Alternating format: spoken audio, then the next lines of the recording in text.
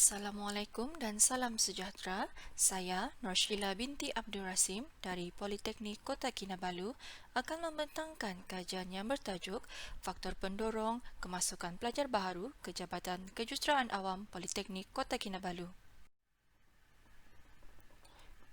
Pada tahun 2019, Institut Pengajian Tinggi IPT memutuskan akan memansuhkan 55 program kejuruteraan disebabkan faktor kebolehpasaran graduan, keperluan revolusi perindustrian 4.0 dan perubahan dalam trend pekerjaan hari ini.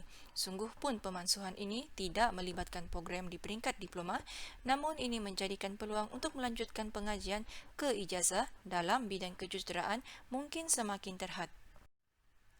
Walau bagaimanapun, realitinya perkembangan pendidikan di Malaysia dilihat semakin pesat dengan statistik terkini 20 buah universiti awam, 36 politeknik, 92 kolej komuniti dan ratusan IPTS yang menawarkan pelbagai program. Jumlah IPTA dan IPTS yang semakin bertambah memberikan peluang yang lebih luas kepada pelajar-pelajar yang ingin melanjutkan pengajian terutamanya lepasan SPM. Pernyataan masalah. Proses pemilihan program pengajian merupakan satu fasa yang kritikal dan menentukan bidang kerjaya di masa hadapan. Pelajar yang memilih program pengajian tanpa mempertimbangkan keutamaan mereka boleh hilang motivasi belajar serta menghadapi kesukaran dalam pelajaran dan mencari pekerjaan yang diingini kelak. Maklumat berkenaan IPT adalah penting kepada bakal pelajar. Ini kerana sekiranya tersilap memilih bidang pengajian dan tidak bersedia kerana kurangnya maklumat, kemungkinan pelajar hilang fokus dan mengalami masalah semasa dalam pengajian. Pertambahan IPT mewujudkan persaingan untuk menarik minat bakal pelajar dan memenuhi enrolment IPT. IPT perlu mengenal pasti faktor-faktor yang mempengaruhi pilihan program pengajian pelajar dan medium untuk mendapatkan maklumat pengajian dalam usaha menarik lebih ramai pelajar ke IPT yang semakin kompetitif pada ketika ini. IPT memerlukan maklumat dalam melaksanakan strategi untuk penambahbaikan institusi dan perkhidmatan untuk menjadi IPT yang lebih disukai, terutama oleh calon pelajar cemerlang. Objektif kajian yang pertama, mengenal pasti medium yang digunakan oleh pelajar untuk mendapatkan maklumat mengenai program-program yang ditawarkan di Politeknik Kota Kinabalu. Kedua, mengenal pasti faktor-faktor pendorong pelajar memilih program di Jabatan Kejuruteraan Awam. Kajian literatur. Yang pertama, medium atau saluran mendapatkan maklumat pengajian. Sebaran maklumat oleh IPT menjadi faktor pendorong pelajar memilih program pengajian. Maklumat IPT yang diperlukan adalah seperti program pengajian, kemudahan, pembiayaan dan proses PNP. Dengan mendapatkan sumber maklumat yang tepat, pelajar dapat membuat pemilihan program pengajian dengan baik. Pengaruh ibu bapa dan rakan dikenal pasti membantu pelajar membuat keputusan dalam pemilihan institusi dan program pengajian. Selain itu, medium lain adalah seperti internet dan laman sesawang IPT itu sendiri. Kedua, faktor pendorong pemilihan program pengajian. Kebanyakan pelajar akan memilih IPT yang popular. IPT yang diiktiraf menjadi pilihan pelajar bagi menjamin kebolehpasaran dan masa depan setelah tamat pengajian. Hasil kajian terdahulu membuktikan banyak faktor yang mempengaruhi pemilihan program pengajian, antaranya latar belakang IPT, kemudahan dan yuran pengajian. Yang ketiga, proses permohonan melanjutkan pengajian. Pelajar lepasan SPM akan membuat permohonan melanjutkan pengajian ke IPT menerusi portal UPU Online. Bakal pelajar boleh memilih sehingga 12 program pengajian. Proses pemilihan mungkin menjadi sukar bagi kebanyakan pelajar kerana banyak perkara yang perlu diambil kira. Seterusnya, metodologi kajian. Terdapat 4 bahagian iaitu populasi kajian, instrumen kajian, kajian rintis dan dapatan kajian.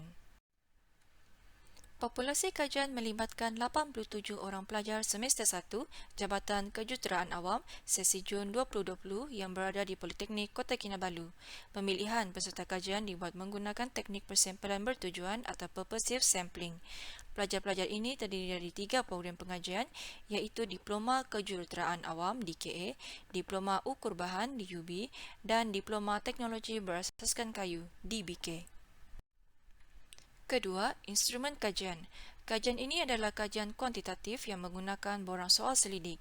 Tujuan soal selidik adalah untuk mendapatkan data dari responden menerusi rangsangan soalan. Borang soal selidik ini terbagi kepada 3 bahagian, iaitu bahagian A, demografi responden, bahagian B, medium yang digunakan untuk mendapatkan maklumat pengajian, dan bahagian C, faktor-faktor pendorong pelajar memilih program pengajian yang menggunakan skala Likert. Kajian rintis perlu dilakukan sebelum kajian sebenar dijalankan dengan menggunakan sampel yang mempunyai ciri-ciri yang sama dengan populasi yang hendak diuji. Kajian rintis dijalankan terhadap 20 orang pelajar semester 2 di JKA. Soal selidik diuji dengan ujian kebolehpercayaan bagi membantu mencapai objektif kajian. Dapatan kajian rintis menunjukkan nilai alpha Cronbach yang diperolehi adalah 0.963, iaitu kebolehpercayaan yang sangat tinggi.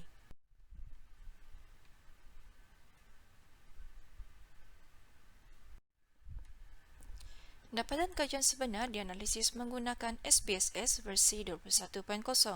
Analisis akan melibatkan kekerapan, peratus, min dan sisihan piawai.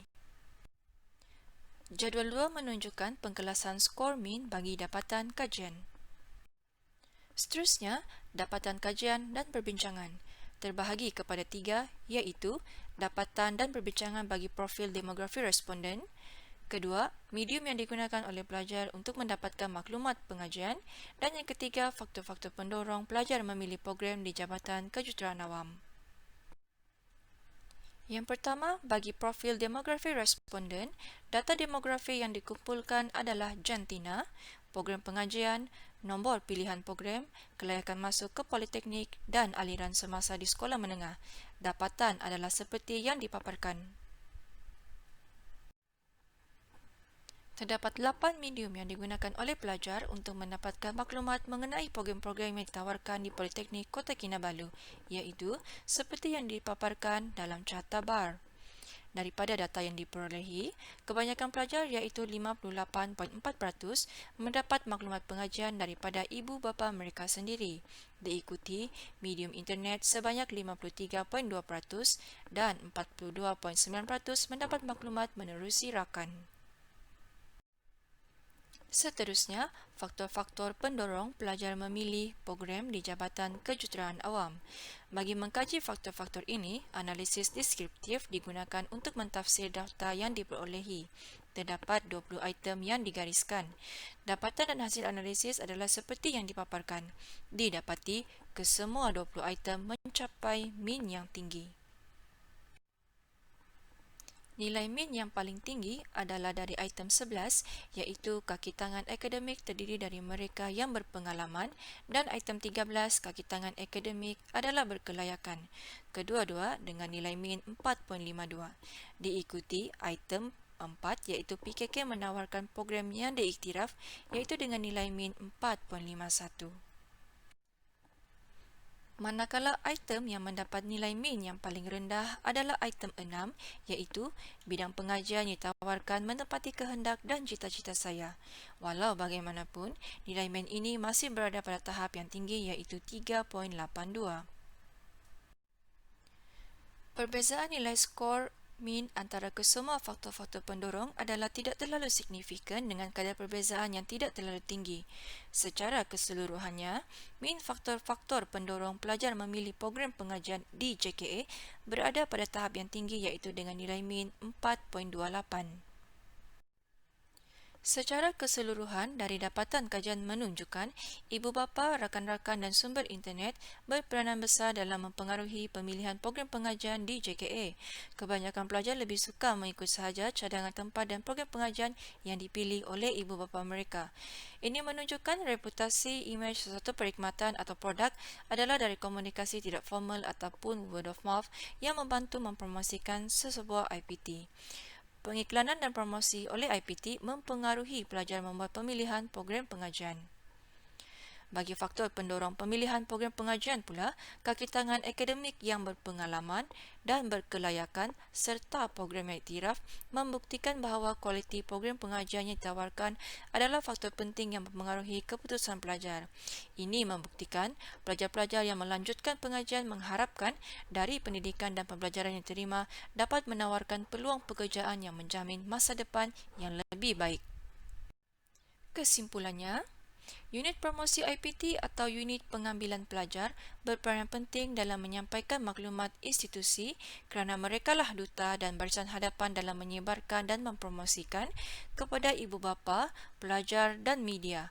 Dengan kepesatan teknologi, penggunaan internet dan media sosial kini menjadi medium utama dalam penyampaian maklumat.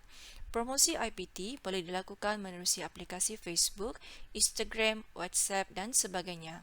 Oleh itu, IPT perlu mengemas kini maklumat dengan kerap bagi memastikan informasi yang dikongsikan di media sosial adalah tepat, terkini dan menarik. Dengan maklumat yang mencukupi, pelajar akan lebih yakin dalam pemilihan program pengajian yang dibuat. IPT menawarkan pelbagai pilihan program berkualiti dan menarik. Faktor pemilihan IPT dan program pengajian adalah berdasarkan kualiti seperti kaki tangan akademik berpengalaman, staf yang berkemahiran dan proses PNP. Faktor kualiti program ini menarik minat pelajar kerana jaminan kebolehpasaran dan menjamin masa depan setelah tamat pengajian.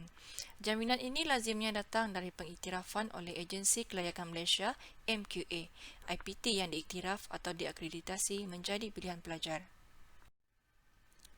Dan yang terakhir, cadangan. Skop kajian diperluas melibatkan satu politeknik atau gabungan beberapa politeknik bagi dapatan yang lebih menyeluruh.